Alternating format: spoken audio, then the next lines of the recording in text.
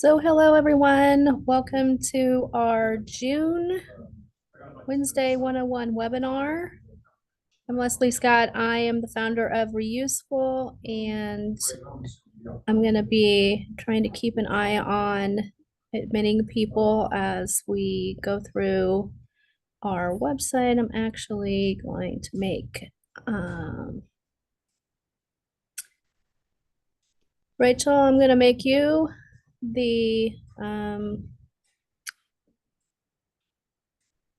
co-host here, so hold on. All right.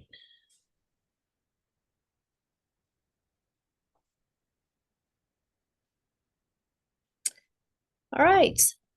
So I'm going to just go over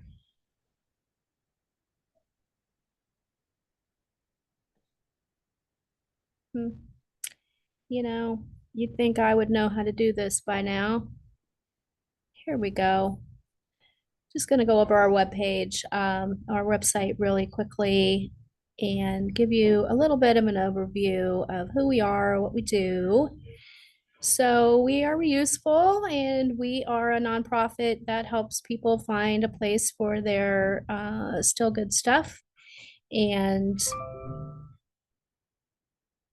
we do this through donation matching functionality that we have here on our site, where you can just go to donate and you will be able to indicate what you have, who you want to donate to, and whether or not you need the items picked up, dropped off, if you're okay with them selling items, and then also if you have any preference around faith-based organizations.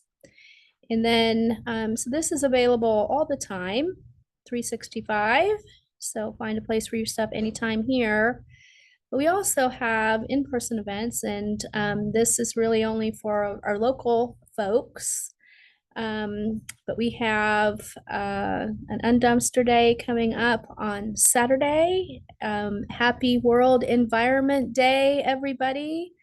So happy to be able to celebrate today with you all on this webinar. And then also, hopefully, we might see some of you on Saturday at Winnetonka High School.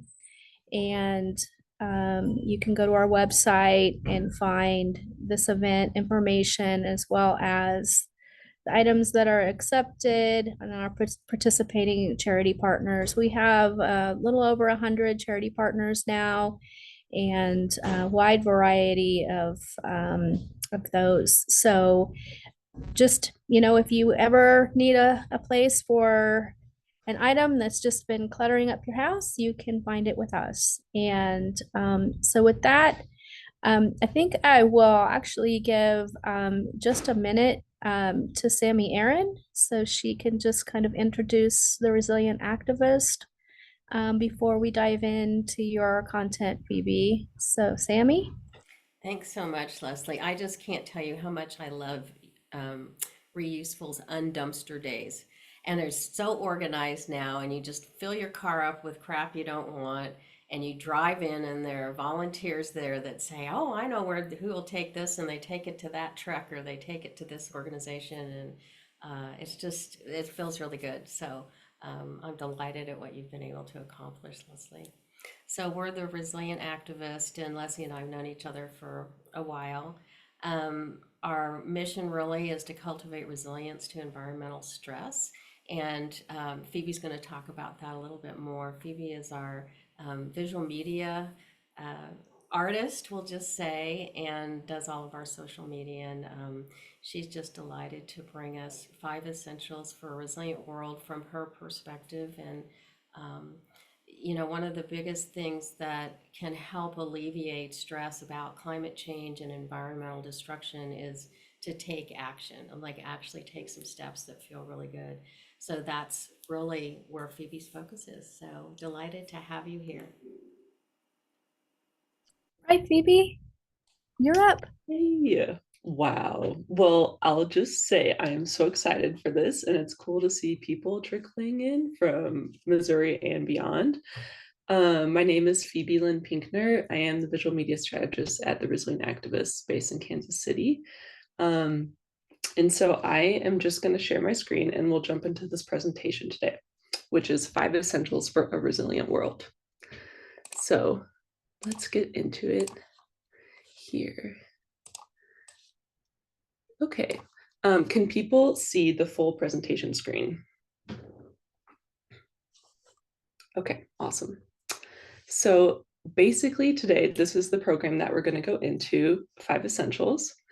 And this is a framework that we've developed essentially to combine the ideas of how we can take care of ourselves while taking care of the earth, and just debunking this idea that activism has to be stressful and exhausting and all the things that we see pretty typically in the media as what we think activism is, but it can really be way more creative, joyful, and more energized than that. So before we dive into the material, we're going to do a bit of a native land acknowledgement. Just essential to this focus on deep nature connection, we always try to acknowledge the previous stewards of this land. For the Resilient Activists, we're based in Kansas City, which I'm sure some of you are in right now. And so Kansas City is based on lands once occupied by the Kickapoo, Kaw, Osage, Lakota, Dakota, and Nakota tribes, and we recognize these lands were stolen by the US government from the Great and Little Osage in 1825.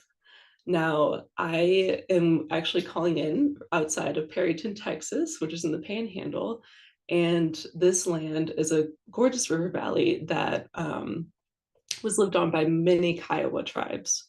So when I go out hiking in the canyons and the fields, I'll regularly find arrowheads and other reminders of these Native people. And we, especially in the environmental field, have a huge opportunity and a gift to be able to emphasize the Native Indigenous perspective and its wisdom that honestly we need more than ever, especially in this field. So I just wanted to include a little bit about that.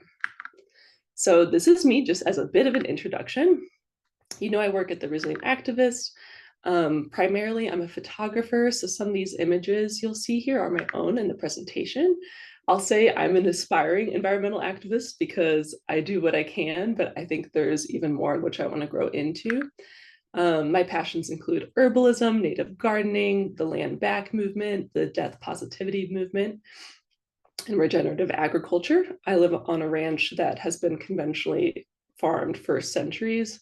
And just this generation, my siblings-in-law are rehabbing it to be a regenerative ranch and to help kind of store carbon. So some of my experience you'll see comes from that background. My own little entry into environmental activism, I've always been so inspired by nature. A lot of my drawings and my photographs are based off of just the nourishment I get from nature, hence kind of why I've ended up in this field. I definitely felt a lot of climate anxiety from a young age, and just in general, I felt a lot of overwhelm about feeling like we're being handed a compromised future, feeling overwhelmed by the lack of political action, and ultimately wanting to figure out how we can even nourish ourselves to the point of being empowered enough to act regularly. And in that search is kind of how I came upon the Resilient Activist. So that's my own little entry point into this field. So the Resilient Activists, Sammy mentioned this a little bit, so we won't go super in depth, but our mission is to cultivate resilience to environmental stress by supporting community, personal well-being, and vital ecological health. We do this through a whole number of practices, a lot of which include community programming, stress relief skills and tools, and nature-connected programming to get people out into the land and into the soil and recharged. What is an activist? As I mentioned earlier, I think we all tend to have a stereotypical idea of activism that comes up sometimes, of just this overworked, sort of angry martyr, overwhelmed person who's trying to make change, but perhaps is coming at it from a place of overwhelm and is just not properly resourced to do so. And so part of this presentation is debunking that a bit and just going into how being an activist can mean so many things, and we can get creative with how we envision it. So at the Resilient Activists, we explain activism as the art of taking action to support, nurture, and protect what we hold dear. And within this, we know it's not always going to be the case where we can come to activism from a joyful, nourished perspective, but we're setting our vision in that direction. So the whole point of our programming is thinking about, okay, how could we come at making a change in a way that's nourished, in a way that isn't exhausting, in a way that's creative, joyful, and ultimately sustainable? Because if we do not sustain ourselves, we will not be able to sustain our activism. So we need to be able to take care of ourselves. And that actually is what can help the earth, which we'll go into. So what is resilience? Kind of from a wide definition, we think about resilience as the ability to successfully adapt to life stressors. Humans are very adaptive. We are actually, I think, more flexible and adaptive than we sometimes give ourselves credit for. And we focus on resilience to maintain psychological well-being in the face of adversity. We understand that difficulties are going to arise, but we focus on skills to understand and ensure that we'll be able to bounce back from those difficulties. Not that it's going to be easy, but we will be able to, and we will reach for the tools that we need to do so. In this presentation, you'll kind of see we're kind of showing this overlap between self-care and earth care. So we're thinking about activism as a part of self-care, in that, like what Sammy was saying, if we're feeling overwhelmed and powerless, if we engage in small acts of activism over time, that literally can nourish our mental health, because we are taking action and we are reducing that feeling of powerlessness. And we can see self-care as part of activism, because we're doing the earth a favor if we're taking care of ourselves, because if we're nourished, then we can show up to take care of the earth. So I won't go into this too heavily, but science is starting to catch up, woot woot, which I love. And more studies are actually recognizing scientific terms associated with the emotions around climate change. A few of these are eco-anxiety, pre-traumatic stress disorder, solstalgia, which is existential distress over an environmental change, and terra fury, which encapsulates extreme anger over destructive acts. So if we are fearful or grieving about the climate crisis, we know that there are supportive communities and resources for that. Eco-anxiety is a real thing, and in fact, we see it as one of the bigger threats to people taking action. And so a lot of this presentation is going to be about being able to address those feelings and combat them in a way that recognizes our emotions and also allows us to move through them as we get into a more nourished space. So today we're going over the 5 essentials for a resilient world. I love this framework. We kind of tackle this topic through 5 different avenues. I'll just go do a little bit of an overview before we dive into each one.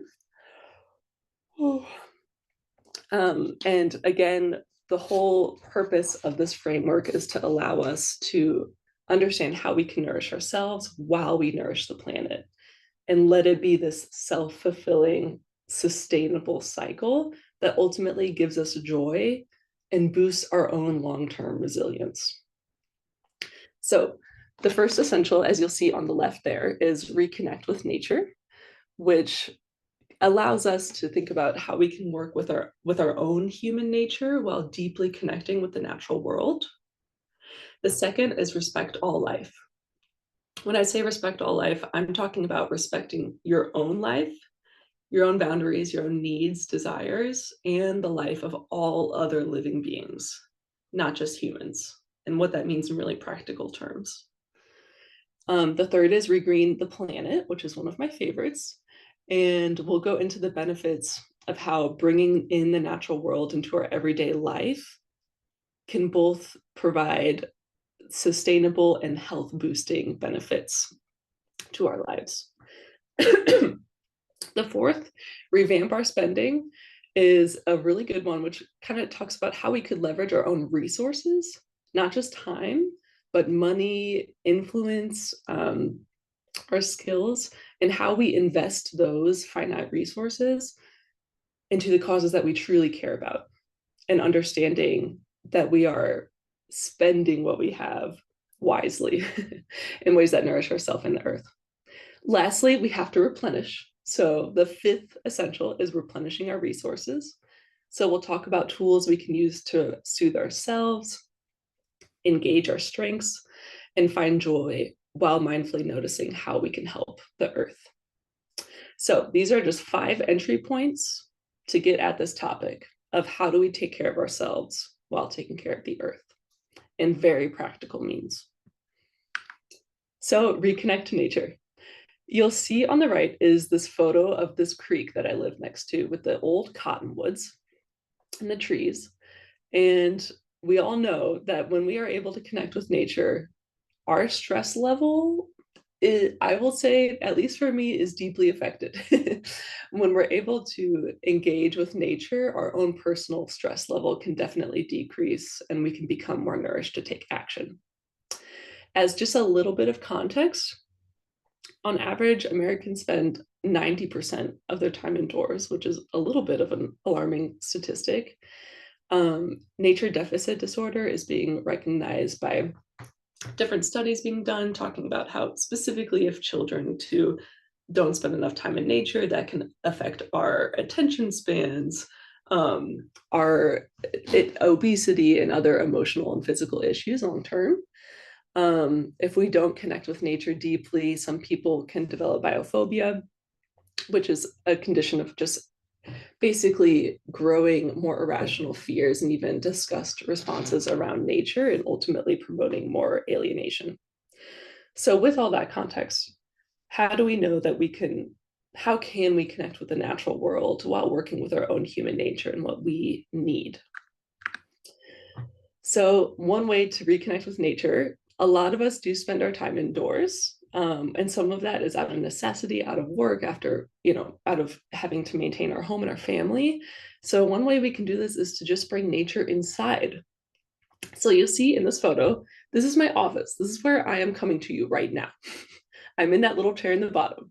And you'll see I have hanging lights. My partner and I hung a bunch of juniper branches to make a canopy, which I want to infuse with even more branches and more nature. And I have plants, but ultimately, one simple example of reconnecting to nature is bringing a little bit of nature indoors. The more plants we have indoors, that can improve our air quality, it can improve our stress levels. Just opening up our views to the outside world and having natural light can help us with our circadian rhythms, and our energy level overall. We can maximize our own use of natural daylight and warmth from the sun or cooling from the shade to just reduce our energy bills and overall have a more efficient home. And even for me, I feel like my own creativity and my own health feels better supported when I am surrounded by nature.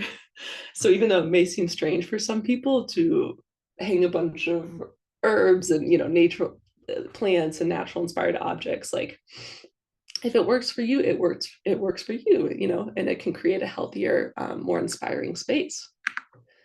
Again, we can bring actual nature inside through plants, like I talked about, with air quality. We can bring stones. If we have animals and pets, that can help reduce our stress. Essential oils, herbs, photographs, or artwork that reflects that natural world and just reminds us of our connection to nature. We can reconnect to nature through our hobbies to nourish ourselves as well. For example, I am super passionate about herbalism as a way to make my own medicine where it is helpful and relevant. And if we have hobbies that include natural materials, we have the ability to source those materials in as unrefined a form as possible, And when we have the time to do this and work with that form, we can enhance our understanding and connection to where these natural elements come from. So for me personally, instead of buying herbs for the extracts that I make to improve my own immune health and my husband and my immune health, when I'm able to, I like to grow and harvest those herbs myself outside. So I have an even deeper connection to what I'm doing and even a deeper connection to that aspect of nature. And that's kind of my entry point into receiving more nourishment from that hobby and more nourishment from nature. So we can, even in our own house, connect our senses to the outside natural world through the objects that we have, through the hobbies that we engage in indoors. And I personally believe it's important to engage in hobbies for the sake of fun too, that incorporate your senses in the natural world. Sometimes we can take on hobbies and think that we need to excel at each one in order for it to be worth it, when merely engaging in a hobby or an activity that connects you in with joy, connects you with nature, connects you with creativity, that is an end of itself. And that in and of itself can allow us to receive very deep nourishment. And then from that well, we can go to our activism in a recharged manner. We included just a few books and resources here if you'd like to dive further into how we can reconnect to nature and why. And if you'd like these resources too, I can email a presentation after and we can send out those resources. Respect all life. So we have a few ideas for this. I won't go super deep into all the details, but I just want to throw out some ideas. When we talked about respecting all life, we talk about respecting our own life with an eye as to what we need and what we can actually realistically afford with our time and money. And then we also extend respect all life to the way that we interact with the lives of others, be it plants, animals, other people, etc. So one way we can respect all life, but just on a personal people perspective, is supporting underserved peoples and communities of color. I remember my aunt living on the West Coast, I believe in Oregon. There, the native indigenous tribe basically have set up like a voluntary land tax, where if people are able to, they donate monthly to these indigenous communities. And it's based off of this concept of, you know, typically if we're renting a place, we pay rent, we pay tax, we pay for that. And in the same way, if we have a voluntary land tax and we pay basically a monthly donation or a tax to the indigenous peoples that previously owned that land, it's recognizing our access to that stolen indigenous land. So I say that to show there are creative ways in which people are basically creating containers where we can respect others' lives through direct financial support. We can also consume stories and books that offer narratives that connect us to connection, compassion, and vision for a better future. Not just apocalyptic, more depressing stories about the future, but there are resources that engage us to narratives as to what life can look like if things go right. And sometimes it's important for us to engage in that vision for a better world, because then we know what we're looking towards, we know what we're working towards. A few great resources for that are Braiding Sweetgrass, The Eagle and the Condor Prophecy, Miakader Med. There are other resources and books as well, but I just want to include a few here.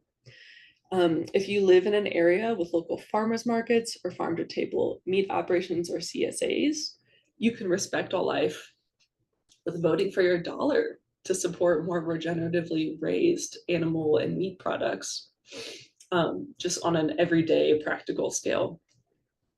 If you're looking to support local dairy options instead of supporting like the national ones that are shipped in, you can buy just your grocery store dairy. If you do that, the grocery store dairy typically is dairy that comes from the local farms around you instead of super far out ones. Again, to respect a life, we can avoid certain things as well. A lot of these you already know about, but we can avoid toxic materials, constant consumption, fast fashion, microplastics. I was surprised to learn a little bit that the really fancy like white plastic tea bags people have, if you use those, it actually just infuses microplastics straight into your tea. So why don't we just like buy bulk loose leaf tea and use infusers, and that can help your own health. And also buying bulk in general can make it a little bit more financially accessible in the long term as well. Through avoiding fast fashion, we can kind of opt for the spontaneity and the fun of thrifting, which is really actually increasing in popularity in recent generations. And we can actually have fun through thrifting, borrowing, altering used items and clothes, and opting for clothing that we know is receiving its full length of use instead of supporting the single use and on like short-lived clothing. Again, to respect all life, we can include nature-centered mindfulness practices into our own life, which, you know, after we engage in a meditation, how do we feel? We typically feel calm, nourished, centered. Just an act of meditating is an act of respecting your own health, your own time, and your own life. Again, respecting your own life, we can think about boundaries. Sometimes people think about boundaries as almost more negative protective barriers, but boundaries can be a sign of love and respect for yourself. As in, what boundaries do you establish or do you need to establish to ensure you are truly able to nourish yourself? We can't do it all. We shouldn't be expected to do it all. And so we have the right to create boundaries that show our own respect for our own life, so we can fully show up to what we want to nourish. We can also respect our life by giving back to organizations that support green infrastructure and local food sovereignty. So those are some ideas there. The next one is regreen our planet. So this one is one of my favorites. I included this word here, biomimicry, which some of you might already know of, but biomimicry is essentially this practice where we learn from and mimic the strategies we see in nature to solve human challenges and find hope. So when we are able to include biomimicry in house design, we're able to include a little bit more of nature's wisdom and just the everyday mechanics and workings of human life, which can help us reach more sustainable measures and essentially solve problems and create and live in infrastructure that has a smaller carbon footprint. As a little bit of context, we may have heard of things like urban heat islands. You know, there are actual physical and psychological implications from having overly hot, concrete, rich urban spaces where people don't have access to nature. It can affect blood pressure, violence, infant mortality, all of these things. And if we're able to include more green spaces, it literally affects our physical and psychological health. We can mimic nature for heating and cooling, for temperature regulation. We can put greenery in spaces that need it.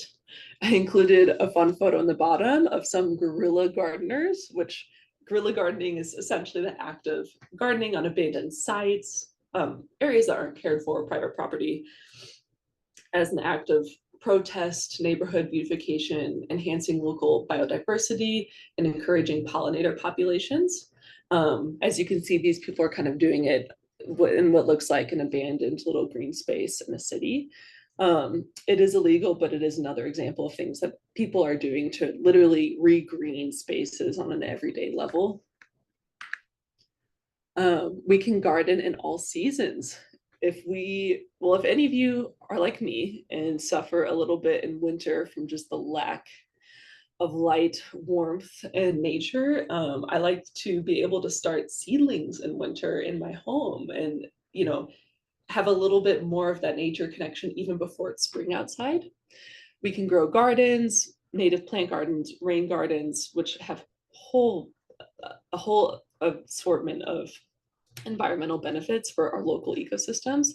We can share plant cuttings and offshoots to build community and also help other people regreen their spaces.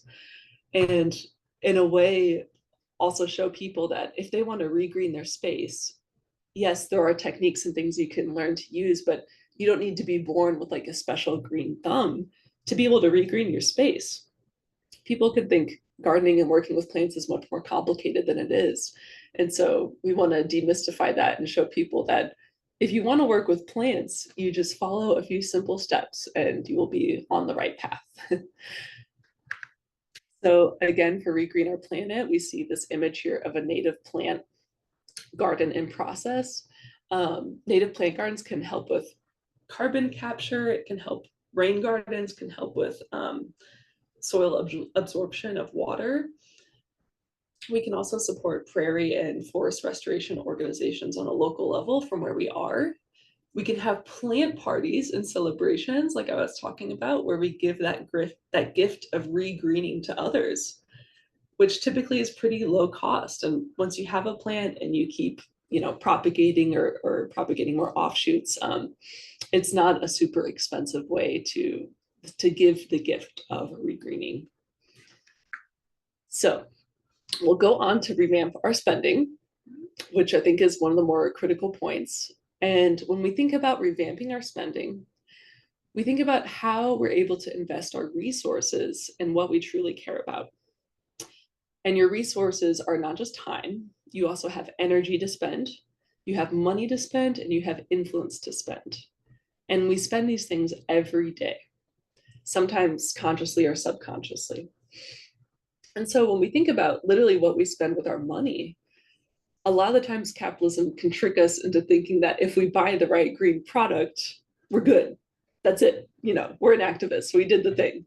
And perhaps instead of just buying more and more green products or buying more, how can you use what you have? How can you stop supporting companies or products that you don't actually need or don't actually bring you joy and efficiency in life? Are there items that you could make yourself or with friends to grow community and save money that way?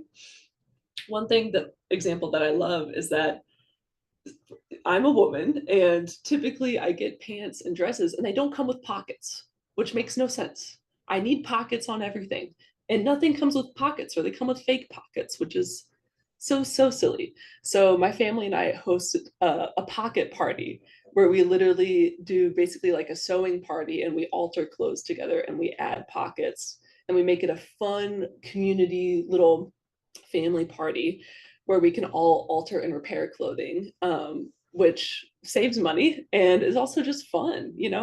If we share skills and one person in your family has a sewing machine and you get creative, you can do stuff like that. And that's just a simple way of how we can kind of ensure what we have works for us and not spend a ton of money on things we don't need. How can we source things locally? What can we get creative about borrowing or renting instead? There are so many ways where we can literally save money while helping the planet. So these are just a few examples. We can think about finding local co-ops, reuse stores, and in general, companies that are authentically trying to act off of sustainable principles. There are a few resources and green resource lists that you can literally look up where people have already done the work to show which companies are really acting and walking the walk in terms of sustainability. Let's see. I forget exactly which. Oh, we have Conscious Capitalists and a few other organizations like 1% for the Planet and groups that are doing that research for you. So don't think you have to do it all. Again, I would say longevity is not the sexiest aspect of revamping our spending, but is very important. So if we're able to buy products that we know are going to last for years, that is an act of sustainability and activism, because we know it's not going to fail and we'll not need to buy a new one right away. We can also save product care information, review warranties, identify repair resources, reuse opportunities, all of that to make sure what we have truly lasts. And I also think it can bring you joy to, sit in your living room and look around and know what you have was made well and is going to last and was not built to break, so that you would have to go out and buy more and more and waste more and more.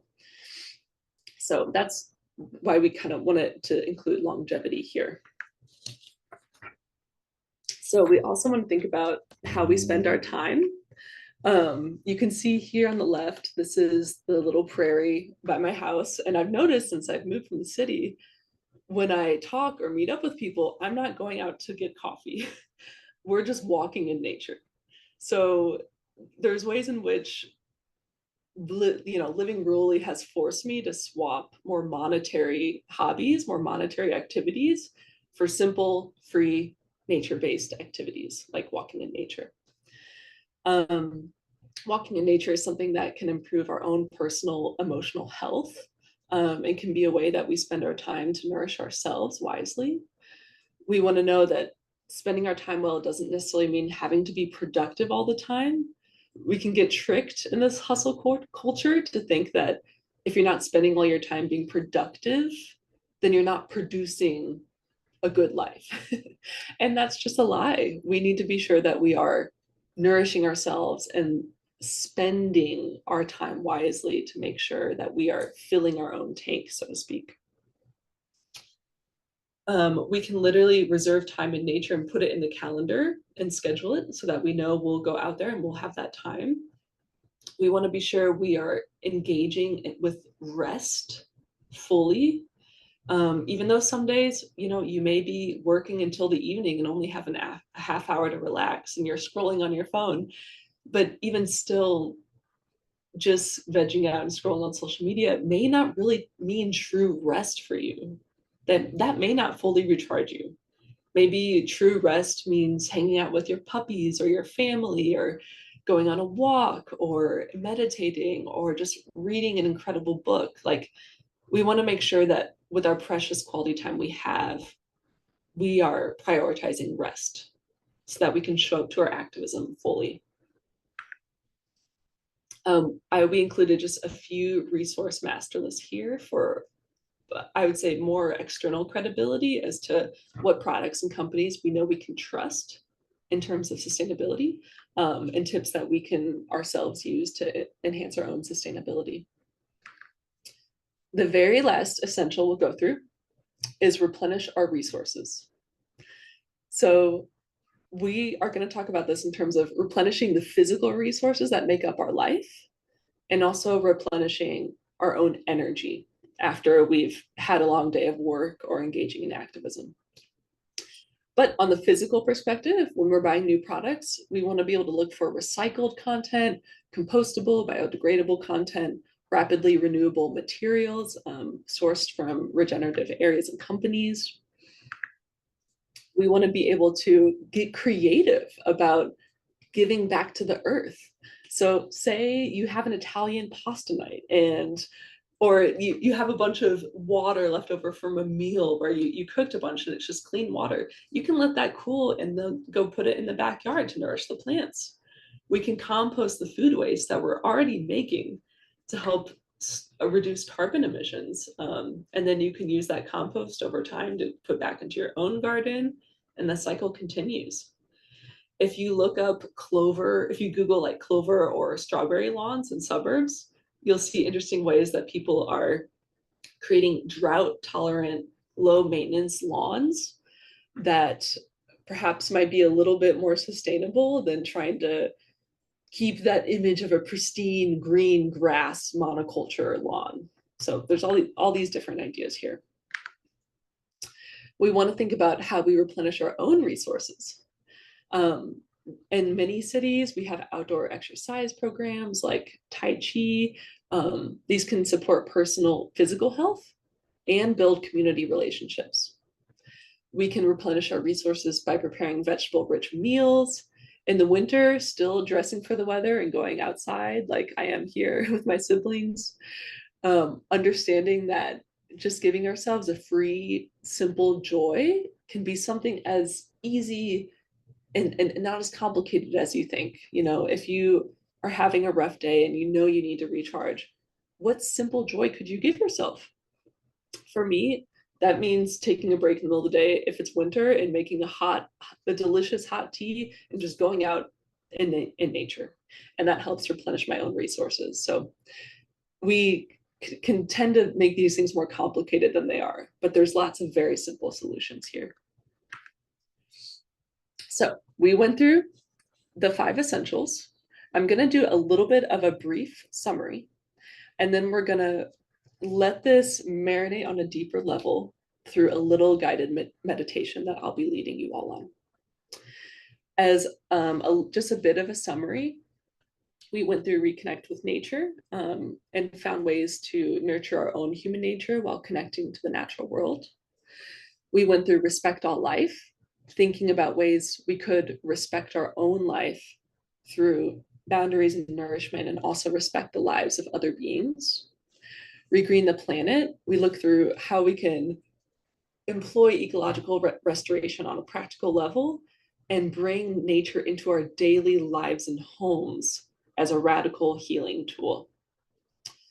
We explored to revamp our spending, how we can spend our time, resources, influence in causes that truly matter, vote with our dollar, and know that even if we're one person, we can make a change through the resources that we have to spend. And then replenish our resources. Ways that we knew we can heal from hurt, see more clearly, engage our strengths, and nourish ourselves while understanding how we can nourish the outer world. So these are the 5 essentials. You'll see here this beautiful photo of a longhorn bee that our very own Sammy Aaron took. And this will be a little bit of a background for a guided meditation that I'm going to lead you all through now. So I expect this meditation to be about 10 minutes long. And I will invite you all, if you feel comfortable, to, you can turn off your video or your mic if you would like, and rest fully in the moment as I lead you through this guided meditation. So if you are sitting in a chair, I just invite you to uncross your legs so we can get that circulation flowing. If you have the opportunity to sit on the ground, you can sit on a firm pillow to really support your back, maintain that tall posture, and we'll start from there.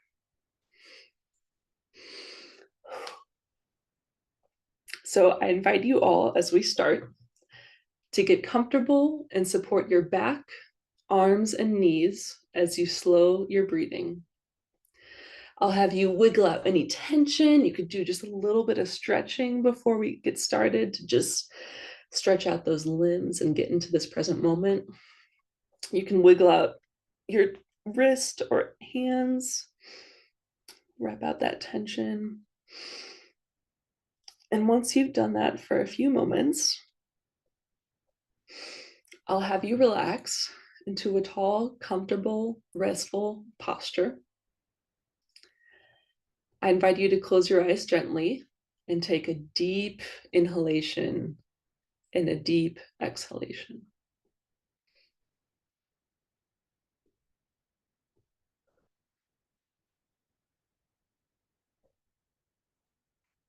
I'm going to have you think about your location, where you are right now on the physical earth. With your mind's eye, think about what season it's in, what the natural world is doing right now. For a lot of us, we're in the full bloom and burst of summer, which, while it is vibrant and beautiful, sometimes we need to allow ourselves to ground and quiet amidst all of the activity going on outside in this season. I'm going to have you drop your focus into your heart and think about just a little intention you have that you'd like to bring into your day going forward after this event. It could be as simple as an added sense of calm, an enhanced sense of clarity, or simply acceptance that what will be will be.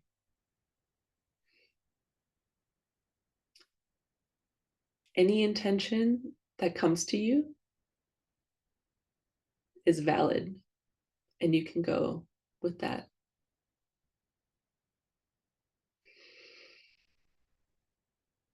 I'll invite you again to Inhale deeply through your nose, filling up your entire lungs with that delicious oxygen. And exhale fully through the mouth, audibly, releasing all tension. I'm going to have you do another 2 inhalations and exhalations on your own as you come into this present moment.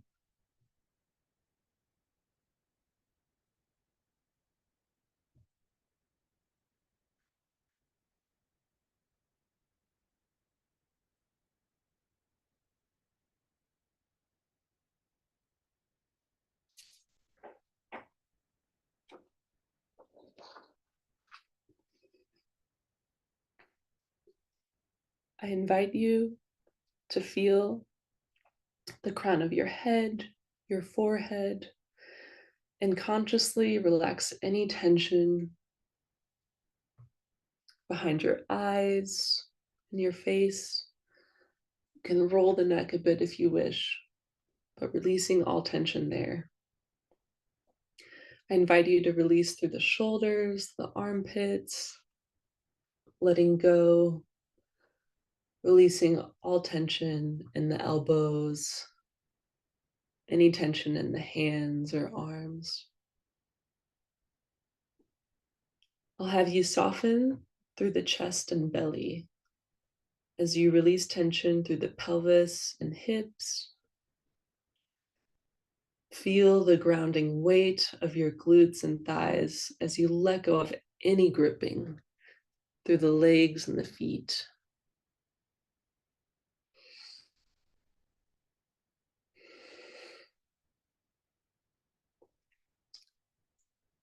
Continue your inhalations and exhalations deeply. Imagine with each out breath, you're connecting with gravity and you are saying yes to the support of the earth beneath you, holding you, holding you, holding you.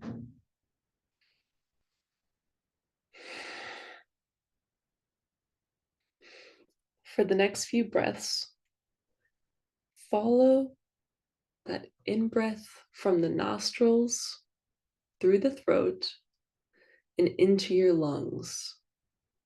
Follow it every inch of the way as much as you can. Follow the out breath back out from the lungs, past the throat, and out through the nostrils. I'll have you follow that breath again on your own, feeling how the air takes a journey through your body and out.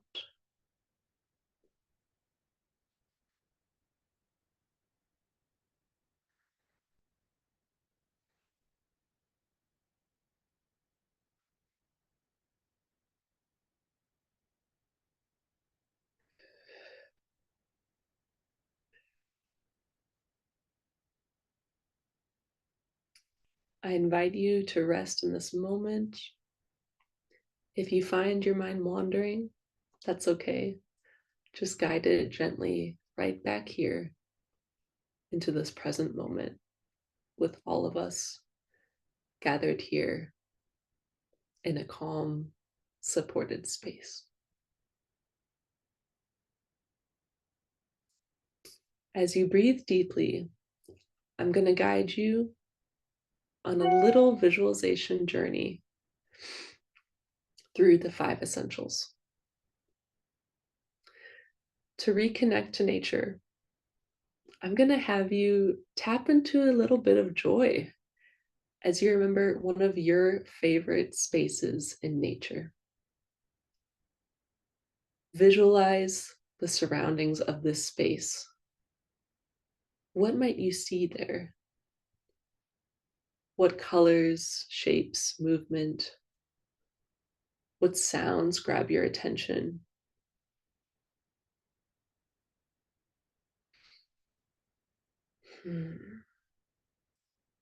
As we think about respecting all life, Bring to your mind's eye images of the wildlife and plant communities in this natural space. Maybe the animals you made a connection with, or the plants that bring you joy when you look at them.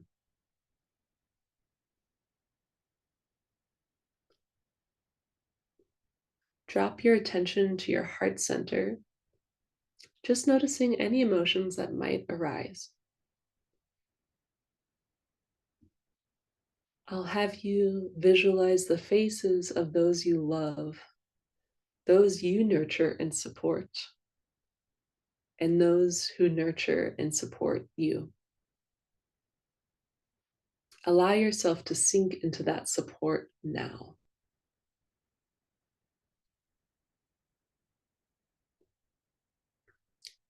Now, to regreen our planet, in your mind's eye, visualize your home and the spaces near your home.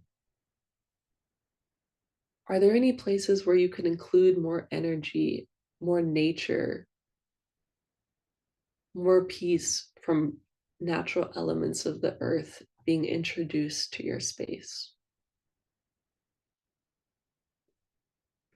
How might it feel to be surrounded by more nature in your everyday life?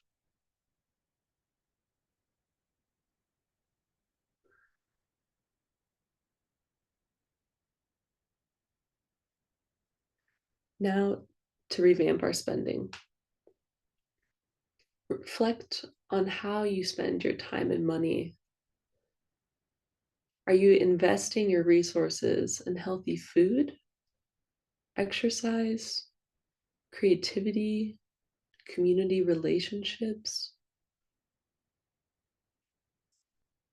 Do you feel those things that nourish you could use more energy? Or do you feel you're spending most of your energy wisely?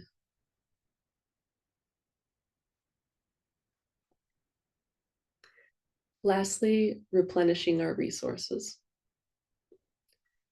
What do you do now to nourish your mind, body, and spirit?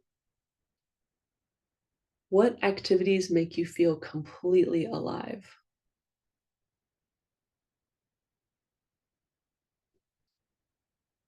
What areas of your life could use a little replenishing?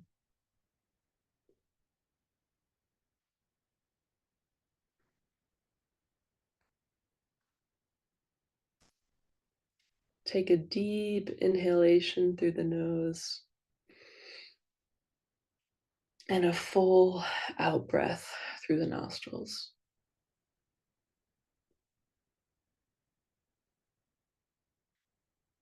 Bringing you back to this moment, I'll have you notice your breath, the physical sensation of your body.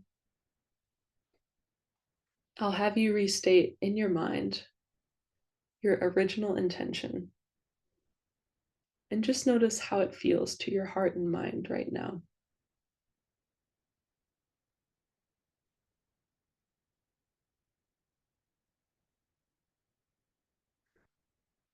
Take another deep inhalation and full exhalation.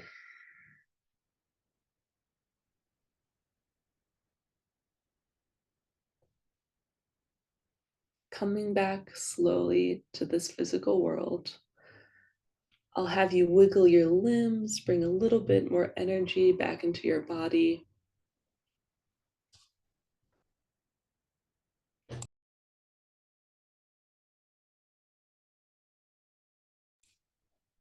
I'll have you take another deep breath. And when you're ready, slowly coming back to this moment, you can open your eyes, turn on your camera, and return to us.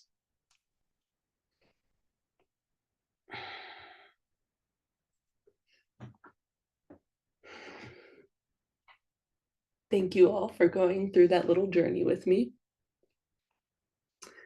I hope it allowed you a little bit of an opportunity to actually immerse yourself beyond the intellectual material into how it feels internally.